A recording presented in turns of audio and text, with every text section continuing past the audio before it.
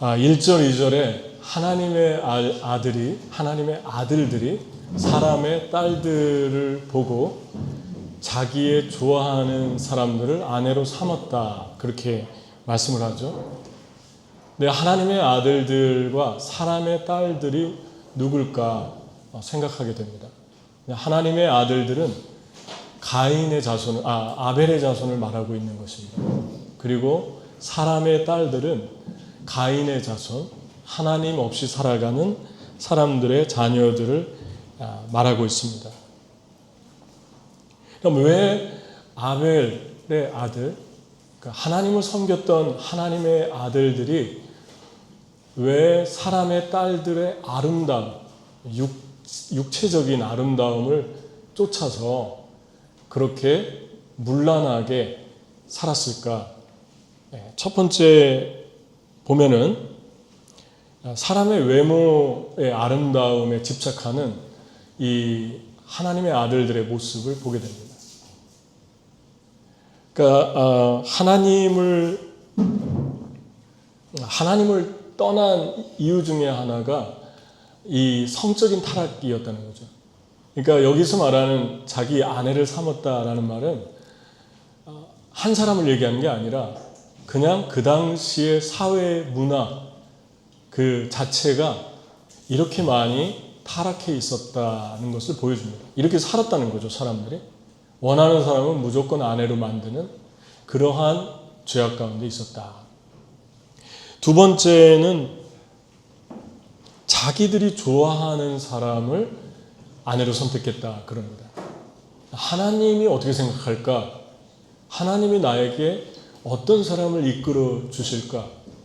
그런 관심은 전혀 없고 그냥 자기가 원하는 대로 결정하는 자기가 하나님이 되어 있는 모습을 보게 됩니다. 왜 이렇게 되었을까? 하나님의 아들들이 그것은 그 내면에 하나님이 왕이 아니라 자신들이 주인이 된 거죠. 자신들이 주인이 되면 모든 결정을 자신이 하게 되죠. 우리 안에 하나님이 계신가 아닌가를 알려면 그냥 너무 쉽고 간단한 것 같아요. 내가 어떤 일을 할 때 말이나 행동이나 인간관계나 직장이나 또 어떤 계획이나 뭐 어디 이주하는 거 아니면 이사 가는 거 그리고 진로나 모든 것들을 하나님의 사람들은 하나님부터 생각하죠. 하나님이 좋아하실까?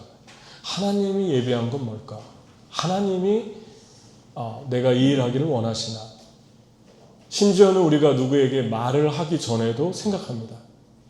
생각부터 하고 말하죠. 또 그렇게 살려고 하죠. 생각부터 하고 행동하려고 하죠. 하나님을 의식하기 때문에 그렇습니다. 내가 이렇게 반응하면 안 되겠다. 내가 이렇게 말하면 안 되겠다. 하고서 또 생각합니다. 하나님이 그 안에 계실 때 우리가 나타나는 삶의 모습들이죠. 그런데 여기에 보면 이제 하나님의 아들들이 자기 마음대로 살았는데 그 결과에 대해서 3절이 얘기하죠. 여호와께서 이르시되 나의 영이 영원히 사람과 함께 있지 아니하리니 이는 그들이 육신이 됨이라 그들의 날은 120년이 되리라. 그러니까 노아가 얘기하기 전에 노아가 혼자 하나님께 비밀을 받아서 120년 동안 방주를 지은 게 아니라 하나님이 공개적으로 얘기를 해줬어요. 너희들은 앞으로 120년 동안의 시간의 제한을 주겠다. 그래서 사회적으로 이 이야기가 전부 다 퍼진 거죠. 그냥 공공연히 알게 해주셨습니다. 그리고 또 하나는 그들이 육체가 되었다 그러는데 여기서 육체가 되었다는 것은 그냥 쉽게 공동번역, 성경 공동번역이 가장 잘 번역을 했는데 그들이 동물에 지나지 않음이라 그랬습니다. 그러니까 동물 같은 본능적인 정욕의 상태에 떨어졌다. 사람이 아니라 동물같이 되었다. 짐승같이 되었다. 그런 정도로 타락했다는 거죠. 하나님을 떠났을 때 사람의 딸들과 하나님의 아들, 하나님을 섬기던 아벨의 후손과 가인의 자손이 합해서 자녀를 낳는데 그 자녀들이 네피림이 됐다 그럽니다. 네피림은 고대의 명성이 있고 용감한 전사, mighty warrior 그렇게 표현했어요. 영어 성경에. 그러니까 mighty warrior라는 표현을 보면 얼마나 여러분 무섭게 사회가 타락했나 알 수 있죠. 전쟁이 있었다는 걸 암시하고 있죠. 뭐 워리어가 무슨 소용이 있습니까? 이 땅에서. 근데 전쟁이 있고 죄악이 난무하고 싸움이 있고 그런데 그들의 명성은 reputation은 모든 사람이 알 정도로 그런 어마어마한 사람들이 태어났다. 근데 세상의 영웅이 되었는지는 모르는데 하나님의 관점은 전혀 다르죠. 하나님은 그들을 영웅으로 보지 않습니다. 그리고 그들은 그냥 육체가 되었다. 동물에 지나지 않았다. 우리가 생각하는 관점과 하나님이 생각하는 관점, 하나님 안에서 우리는 영웅인가 아니면 세상의 죄악 가운데 살면서 영웅인가 우리는 생각할 수 있죠. 하나님은 나에게 어떤 삶을 원하는가? 11절에 보면 그때 온 땅이 하나님 앞에 부패하여 포악함이 땅에 가득했다 그럽니다. 부패하고 포악했다는 말은 corruption and violence라고 나와 있어요. 그러니까 폭력과 그 다음에 타락 이 두 가지로 온 세상이 다 가득히 찬 거예요. 그 가인의 후손의 삶은 항상 폭력과 타락이 두 개가 가장 두드러집니다. 지금도 세상을 보면 온통 폭력이죠. 언어의 폭력, 육신의 폭력, 또 그런 예술작품, 그런 것들을 무시무시한 것들을 만들어내는 것은 가인의 후손들의 특징이죠. 그리고 타락했다. 부정부패, 타락. 그 타락의 끝은 상상을 초월하죠. 우리가 사람들의 타락의 모습을 보면 그 밑바닥을 보면 정말 무섭죠.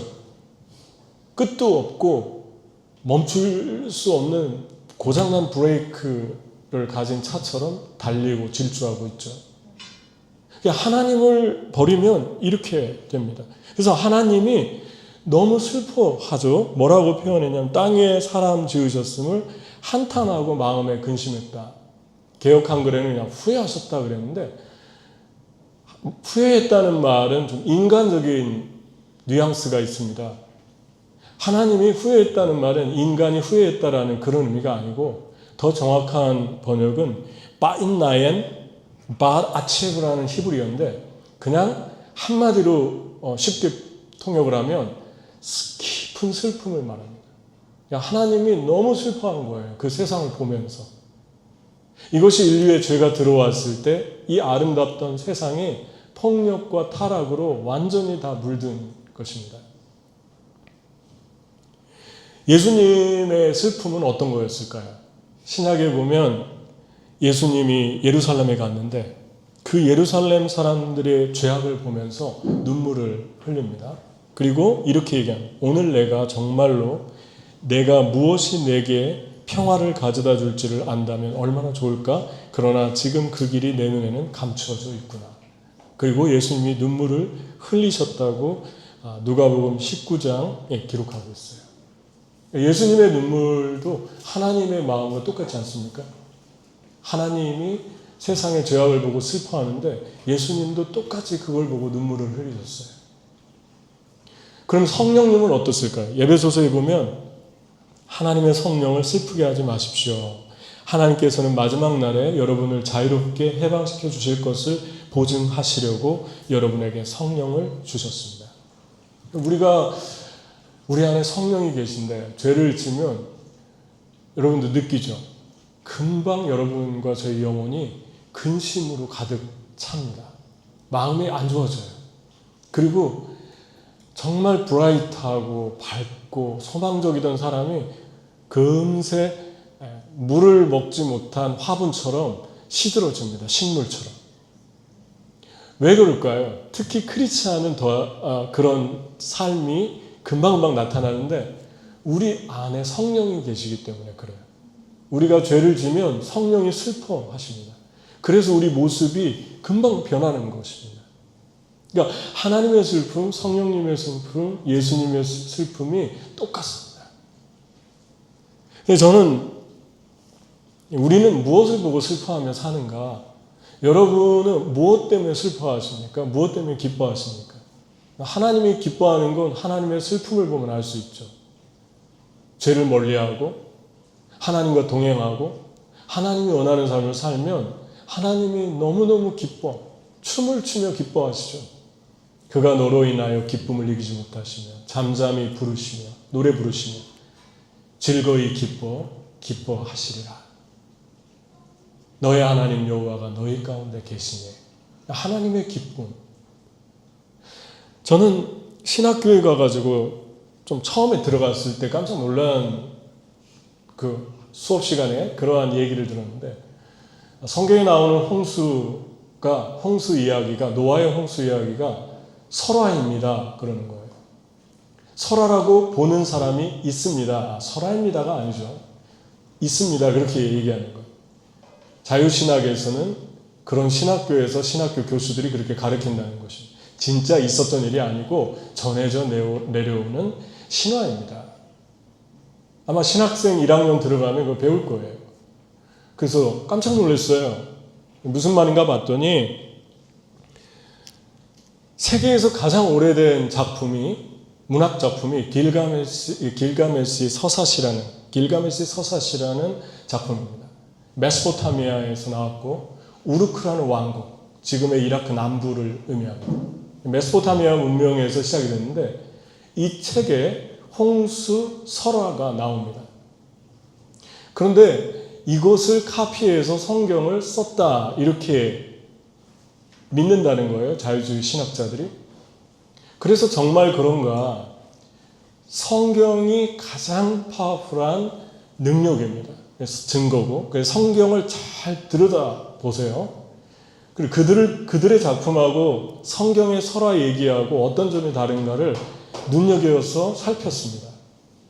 그랬더니 그들의 설화 얘기는 유치하고 앞뒤가 안 맞고 말도 안 되는 소리예요. 예를 들면은 그 당시에 우르크라고 하는 나라에는 다신론을 섬겼는데 가장 센 신이 엔틸이라는 신이 있어요. 엔틸이 잠을 자고 있는데 사람들이 하도 떠들어서 화가 나가지고 사람들을 다 쓸어버린 게 길가메시 서사시에 나오는 홍수 이야기입니다. 그런데 성경은 뭐라고 얘기하고 있냐면 땅에 바이올런스와 커럽션이 가득해서 하나님이 너무너무 눈물을 흘릴 정도로 슬퍼하다가 근심했다는 표현이 멋지잖아요. 하나님이 왜 근심했겠습니까? 심판을 해야 될까 말해야 될까?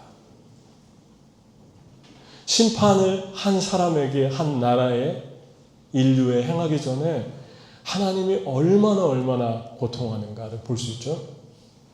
그러다가 결국은 홍수로 세상을 심판하려고 결정합니다. 길가메시에 나오는 홍수는 사이즈가 정사각형이에요. 그런데 여기 나오는 홍수는 사이즈가 완벽합니다. 인류에서 선박업자들이, 그 선박을 만드는 과학자들이 지금 21세기에 추론해가지고 가장 완벽한 비율, 길이와 넓이, 길이와 깊이, 넓이와 깊이, 이 세 가지 측면에서 배를 만드는데 그 비율이 가장 정확한 비율이 있대요. 그래야, 예를 들면은 길이와 넓이 그랬을 때 길이가 너무 좁고 배가 너무 넓으면 안 나가는 거죠. 반면에 반대로 길이가 너무 길잖아요. 그러면은 위험해진답니다. 길이는 긴데 깊이가 얕다 그러면 뒤집어진다고 합니다. 그런가 하면은 넓이와 깊이가 맞아야 되는데 이게 맞지 않을 경우는 폭풍이 불었을 때 배가 뒤집어진다는 복원력. 그런데 이게 첫 번째 길이와 넓이의 평균 수치가 나오는데 6.0에서 7.5예요. 이 사이즈 안에 들어가야만 배가 안전한 겁니다. 그런데 하나님이 가르쳐준 그 치수가 6.0이 나왔어요. 거의 완벽에 가까운 치수죠. 그 다음 두 번째, 길이와 깊이에 대해서 말하는데 여기에 거의 완벽에 가까운 수치가 11.0에서 12.0인데 거의 완벽에 가깝게 10.0이 나왔습니다. 그리고 마지막으로 넓이와 깊이인데 1.7이 나왔어요. 근데 가장 평균이 1.6에서 1.8이랍니다. 이렇게 특별히 이것을 BND라고 하는데, BND 약자로 이 수치가 가장 중요한데 폭풍이 일어났을 때 다시 복원시키는 능력이라고 해요. 근데 이것을 만드는, 배를 만드는 사람들이 21세기에 추론해놔서 발견했는데 지금으로부터 5,000년 전에 이미 하나님이 이 사이즈를 가르쳐 주신 거예요. 300규핏, 200규핏 뭐 해가지고 그 규핏을 정확하게 따지니까 그 그림 좀 한번 보여줄래요? 이게 지금 켄터키에 있는데 여러분하고 같이 여기 한번 가봤으면 좋겠어요. 나중에 김밥 싸서 여기 가가지고 소풍을 가면 좋겠어요. 켄터키에 가면 윌리엄 타운이라는 데가 있는데 이곳을 창조과학회 분들이 만드셨어요. 똑같은 사이즈로. 그러니까 이 높이가 4층에서 5층 정도 된다고 합니다. 그리고 크기는, 길이는 축구장의 1.5배.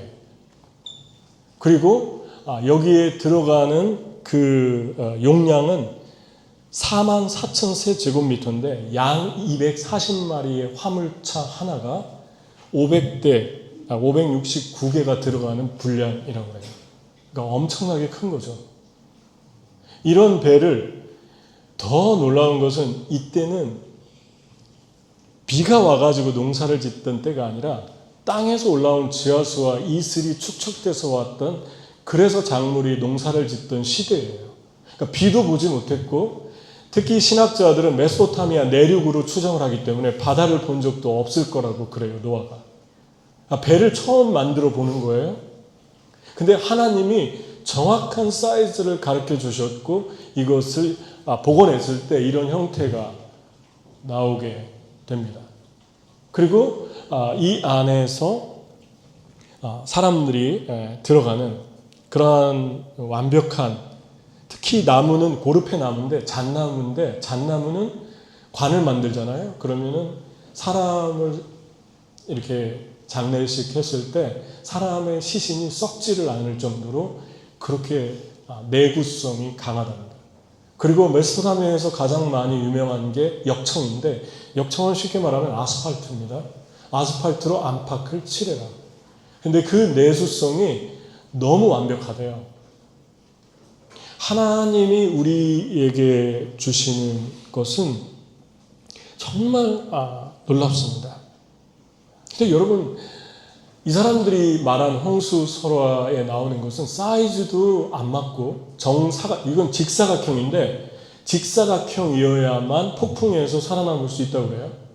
그리고 복원되고 그 사이즈가 직사각형에다가 사이즈도 나오지 기록하지 않았어요. 그리고 자기 신이 화가 나서 낮잠 깨운다고 화가 나서 다 쓸어버렸어요. 그러면 무엇을 말할까요? 제가 볼 때는 성경이 더 늦게 쓰여졌다고 하는데 이 사건이 일어났고 이 사건을 더 일찍 일어났는데 늦게 기록한 것 뿐이겠죠. 그리고 그들이 카피한 거겠죠. 여러분, 놀라운 하나님의 일들을 우리가 보지 않습니까?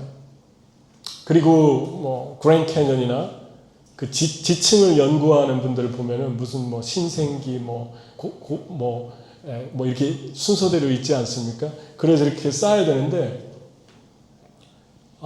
그 순서가 전혀 과학적으로 진화론자들이 주장하는 순서가 맞지 않는다는 거죠. 그리고 그냥 이렇게 있다가 갑자기 굳어야만 화석이 된대요. 갑자기 굳어야만. 그러니까 쉽게 얘기하면 돌아다니다가 홍수가 와가지고 갑자기 죽어서 갑자기 그 자리에서 멈춰야만 화석이 나오는데 그 화석들이 발견되고 있잖아요. 그리고 진화론자들이 말하는 중간 단계의 화석이 거의 발견되지 않았습니다. 그건 다음에 또 얘기하기로 하고, 제가 말하는 것은 하나님은 사랑이시다. 그리고 하나님은 거룩하시다. 얼마나 인격적인 분이십니까? 살아계신 하나님이십니까? 하나님이라면, 사람들이 믿는 자기의 신이 하나님이라면 하나님은 사랑이어야 되죠. 하나님은 거룩해야 되죠. 하나님이 죄 때문에 세상을 심판했다는 것은, 하나님의 슬퍼하셨다는 것은 하나님의 사랑을 보여줍니다. 하나님의 일관성 있는 합리적이고 논리적이고 이성적인 사랑을 보여줍니다. 감정적이지 않습니다. 업앤다운이 심한 그런 무자비하고 잔인한 폭력적인 신이 아닙니다. 근데 이 땅의 신들은, 이 땅의 우상들은, 하나님은 없어요. 하나님 한 분밖에. 그런데 우상들은 그걸 섬기면 자기 신을 닮아갑니다. 그래서 폭력적이 돼가고, 그래서 그들이 신을 닮아서 너무 잔인한 모습들이 드러나기도 하고, 그런 모습을 우리가 많이 발견하게 됩니다. 예수님이 십자가에 죽은 그 사랑이 완벽하죠. 주님의 사랑이 완벽하죠. 자, 그러면 이렇게 하나님께서 거룩과 사랑으로 다가오시는데, 사람들 때문에 고통하는데 다르게 산 사람이 한 사람 있습니다. 그 사람이 8절에 나오죠. 그러나 노아는 여호와께 은혜를 입었다. 그럽니다. 여기서 말하는 은혜라는 말이 히브리어로 호의, 자비, 친절, 그리고 사랑스러움이라는 뜻인데, 하나님께 은혜를 입었어요. 하나님께 어떻게 은혜를 받았을까, 노아는? 그것에 대해서 받은 이유와 어떤 은혜를 받았나를 성경이 오늘 말씀에 말씀하죠. 6장 9절, 이것이 노아의 족본이라. 노아는 의인이요 당대의 완전한 자라. 그는 하나님과 동행하였습니다. 노아는 다르게 살았는데 세 가지가 달랐죠. 첫 번째, 자녀가 3명인데 함, 셈, 야벳입니다. 며느리도 3명이었습니다.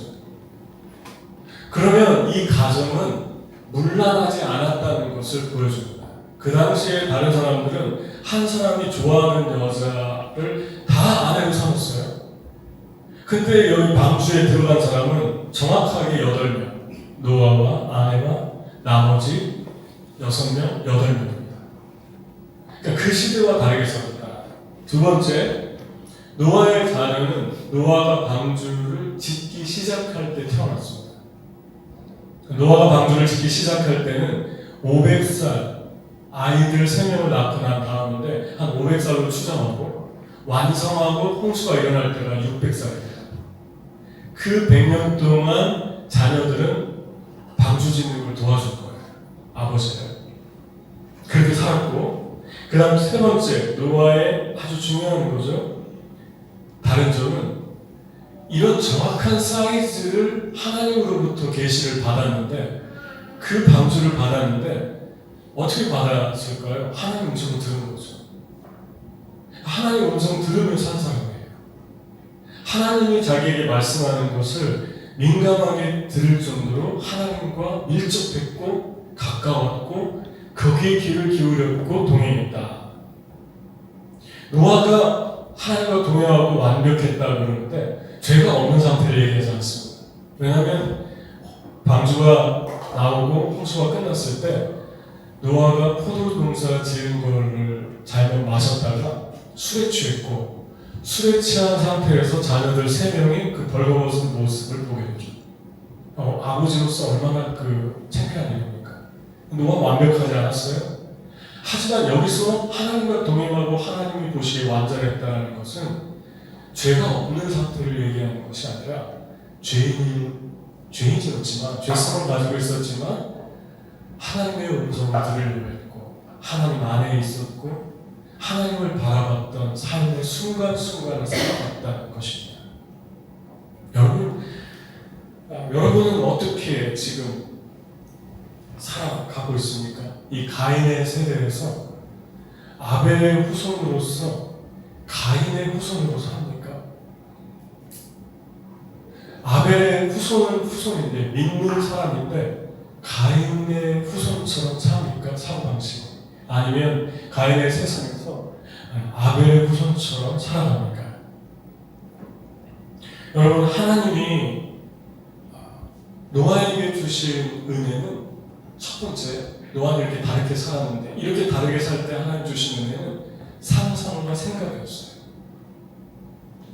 아까 말했죠. 왜 하나님이 노아에게 이런 상상, 축복을 주셨을까? 왜 이런 생각을 주셨을까? 그 시대의 사람들의 생각과 상상이 항상 악한 것임을 보시고 그랬습니다. 생각하는 것과 상상하는 것이 항상 나쁜 쪽으로 생각을 합니다. 사람이 세상을 정확하게 분별하는 건 좋은데 삐뚤어지게 보는 거는 프로젝트 한다고 합니다. 프로젝트. 이게 뭐냐면 내 안에 그런 마음이 있기 때문에 그렇게 보이는 거예요. 내가 생각하는 것이 나 자체일 수 있다는 것입니다. 그 심리가 다른 사람도 다 그렇게 보일 수 있다는 것이에요. 여러분과 저의 생각은 어떤 생각으로 차 있습니까? 어떤 마음으로 차 있습니까? 그래서 성경이 얘기합니다. 너희는 아무것도 염려하지 말고 오직 기도와 간구로 너희 그걸 하나님께 아뢰라. 그래야만 모든 지역에 뛰어난 하나님의 생각이 너희 마음과 생각을 지키시네. 하나님의 평강. 한마디 더 하죠. 너희가 구하는 것과 상상하는 것이라고 해요. imagination. 상상하는 것보다 더 넘치게 채워주실 하나님께 내가 간구한다. 그럽니다. 다시 말하면 생각과 상상은 축복을 받아야 돼요. 우리의 생각과 상상은 하나님이 지켜주지 않으면 죄악으로 자동적으로 흘러옵니다. 하나님이 계속해서 신선한 물을 공급하듯 영혼을 채워주셔야 됩니다. 여러분은 어떤 상상을 하십니까? 어떤 생각을 하십니까? 하나님이 여러분과 저의 마음에 하나님의 생각과 상상을 채워주고 있나요? 바울이 이 말을 했어요. 너희 마음과 생각을 지킬 테니까 아무것도 염려하지 말고 오직 기도와 간구로 너희 구할 걸 하나님께 아뢰라. 어디서 이 말을 썼을까요? 바울은 어떻게 이렇게 소망적인 삶을 살았을까요? 이 말을 쓴 것은 빌립보서 에베소서는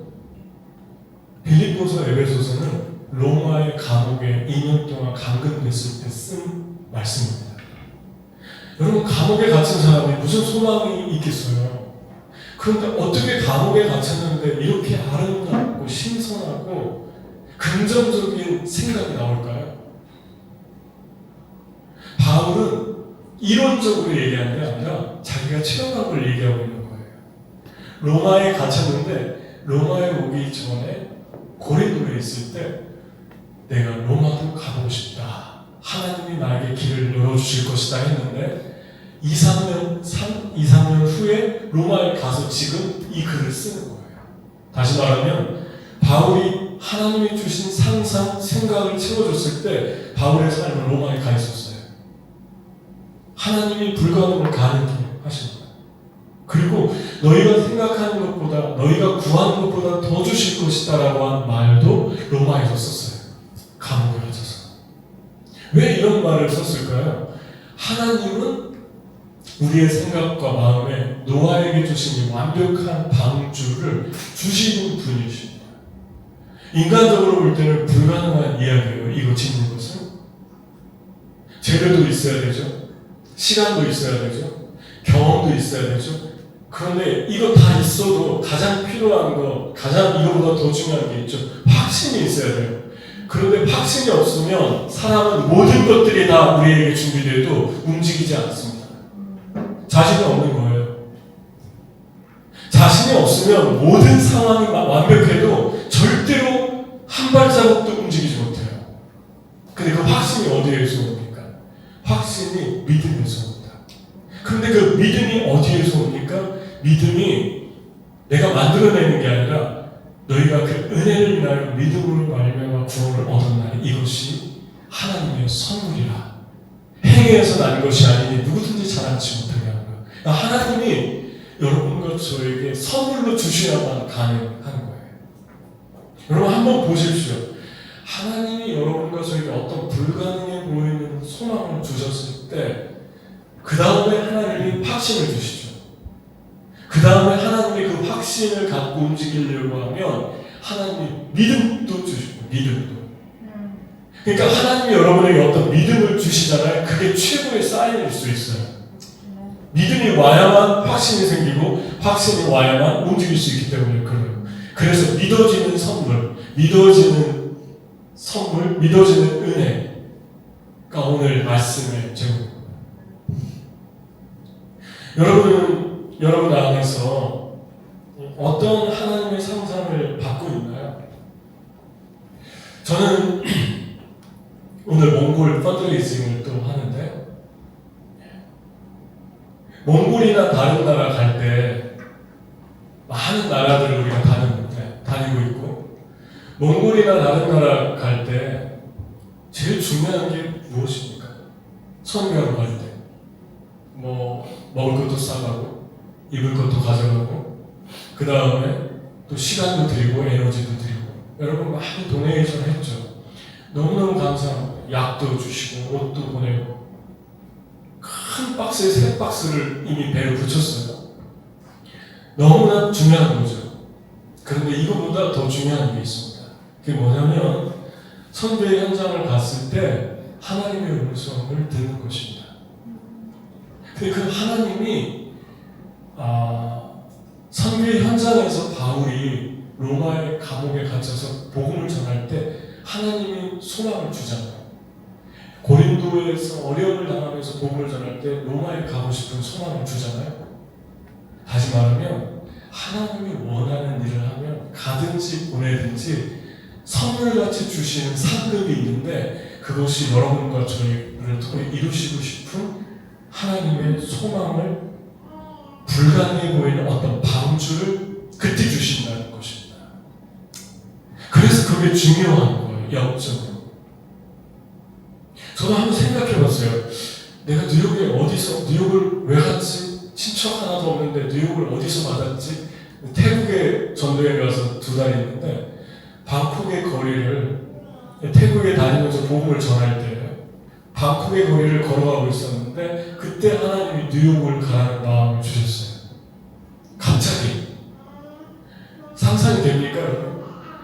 뉴욕은 영화에서나 텔레비전에서나 봤지 아무런 커넥션도 없고 아무런 아는 사람도 없고 가본 적도 없고 그런데 태국의 거리에서 주셨어요. 그리고 그것은 실제가 됩니다. 그리고 많은 축복이 일어납니다. 사우스다코타를 어디에서 주셨지? 네, 지금으로부터 한 20여 년 전에 비자 때문에 밖을 못 나가는데 인디언의 역사라는 믿지 않는 분이 쓴 책이 있는데 그 책을 보다가 하나님이 음성을 들려주신 인디언 사우스다코타를 가라. 인디언 선교를 해라. 그게 어디서 주셨습니까? 뉴욕에서 사역할 때 주셨어요. 열심히 하나님의 일을 할 때 주셨어요. 또 주셨어요. 몽골에 가는 거를 언제 주셨지? 뉴욕에서 주셨어요. 그리고 몽골에 장기로 가는 걸 언제 주셨나? 몽골에서 사역하다가 몽골을 찾아가다가 몽골에서 받았어요. 장기로 와라. 오래 와라. 어떤 분들은 이런 생각할 수 있어요. 이게 무슨 축복인가? 그러니까 세상 사람들이 보는 가인의 후손들이 볼 때는 이게 축복이라고 생각되지 않을 거예요. 이게 뭐 대단한 일인가?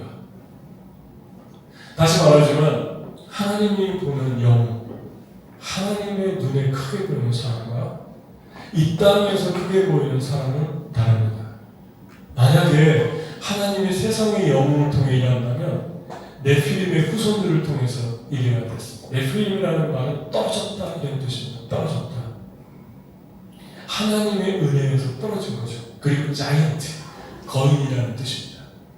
세상에서는 거인인데 하나님이 볼 때는 너무 작아요. 여러분의 삶에서 몽골을 가던 다른 어떤 나라를 가던 보내던, 형편이 안 돼서 못 가서 보내던, 또 내가 가던, 한 가지, 여러분과 제가 주님을 기대할 것은 하나님 나에게 뭐라고 말씀하시나, 또 어떤 꿈을 주시나. 근데 요즘에는 많은 연예인들도 또 돈 많으시는 분들도 무슨 비영리 단체도 하나님 안 믿는데 아프리카도 가고 어려운 길 많이 합니다. 우리보다 더 많이 해요. 근데 다른 점이 뭡니까? 하나님 음성 절대 못 듣고 관심도 없습니다. 그래서 하나님 음성을 못 듣고 관심 없는 상태에서 누구를 돕잖아요. 그럼 잘못하면은 그게 인생의 훈장이 또 하나가 탄생하는 거죠. 자랑이 또 하나 탄생하는 거죠. 그런데 하나님의 사람들은 그 속에서 하나님의 음성을 듣기 때문에 인격이 변합니다. 아, 내가 이렇게 또 약한 부분이 있었네. 내가 또 이걸 참지 못했네. 여러분, 선교에 가면은 불편하고 어려운 게 너무 많아요. 그러니까 나도 모르는 사이에 내 모습이 아닌 모습도 드러납니다. 그때 하나님이 이걸 싫어하시는구나. 하나님 앞에 내가 이렇게 살면 안 되겠구나. 그게 최고의 상급이고 축복입니다. 그때 내가 하나님 앞에서 변화될 때 그 다음 넥스트 스텝이 그냥 열리는 거예요. 하나님이 그 다음 나랑 갈 때가 있다 열어주는. 그런데 자만 견고해져서 돌아올 수도 있어요. 내가 이것도 했네. 내가 이것도 했네. 나를 통해서 많은 사람들이 돌아오네. 나를 통해서 놀라운 일. 여러분, 탤런트 자랑하러 갔습니까? 탤런트는 세상에 있는 우리보다 잘난 사람들이 너무 많아요. 우리는 비교도 안 될 정도로 너무 많습니다. 물론 하나님을 믿으면서도 탤런트가 많은 사람도 있습니다. 하지만 하나님의 사람들은 탤런트로 일하는 것이 아니라 하나님의 마음으로 일하는 사람들이에요. 하나님의 음성을 듣고. 저는 여러분이 보낼 때 여러분 밥을 챙기면서 파스를 넣으면서 무슨 생각합니까? 이게 누구에게 갈까? 나는 하나님 어떻게 나를 생각하실까? 그 생각을 하잖아요. 하나님 음성 듣는 태도예요. 그냥 쉽게 싸가지고 빨리 보내. 그리고 그냥 끝! 이게 아니라 자그마한 거 하나를 챙기면서도 하나님이 어떻게 이러실까? 우리 팀들을 보냈는데 하나님이 저 한 사람 한 사람에게 어떤 거 주실까? 누굴 만나게 하실까? 그때 하나님은 그 사람을 통해서 그 다음에 넥스트 스텝을 보여주십니다. 여러분,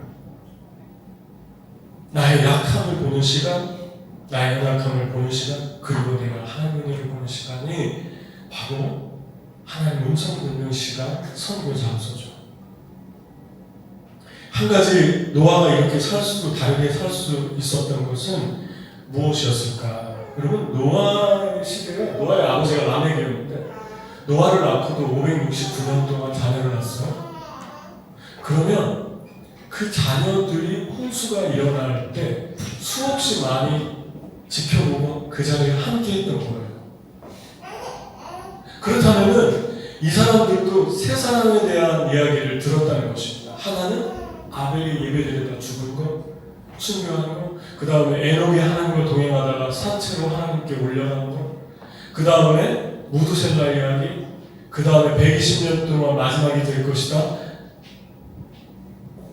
이런 이야기들을 다 들었는데 왜 다른 사람들은 똑같이 은혜가 임했는데 하나같이 방주를 들어오지 않았을까요? 방주 안에 들어온 양과 방주의 크기를 과학자들이 계산했는데 동물이 1200마리에서 2000마리, 조금 더 많이 잡은 사람들은 6000마리에서 7000마리를 잡습니다. 그리고 사람 8명, 나머지 공간을 계산해 보니까 그 빈 공간의 사이즈가 코스트코 하나 정도가 남았대요. 이 배에서. 그리고 초등학교 강당 5개에서 6개 합친 그 크기가 남았다고 합니다. 하나님 이렇게 크게 지라고 만들려고 한 이유가 무엇입니까? 돌아오기를 기다린 거예요. 여기 다 태우고 싶은 거예요. 돌아오는 사람을 태우고 싶은 거예요. 하여튼 맥시멈으로 태우고 싶은 거죠. 그런데 8명 왔어요. 8명. 예수님께서 뭐라고 하셨습니까? 노아의 때와 같이 인자의 임함도 그리하라.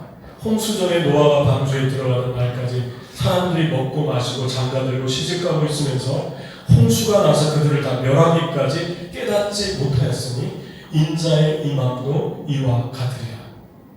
하나님께서는 노아가 아직 눈으로 볼 수 없는 것들에 관해서 경고의 말씀을 하셨습니다.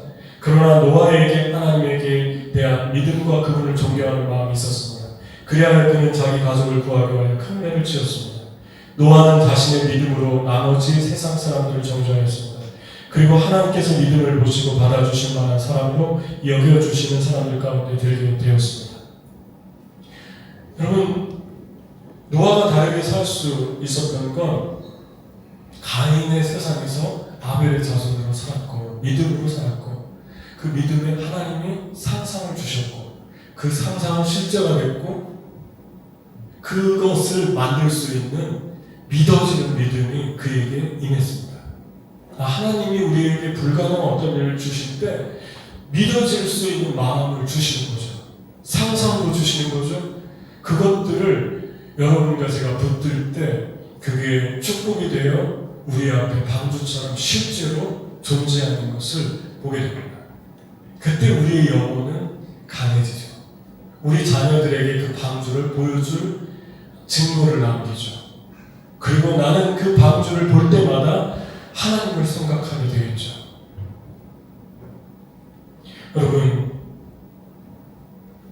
여러분의 삶에서 다르게 반응할 것이 어떤 것입니까?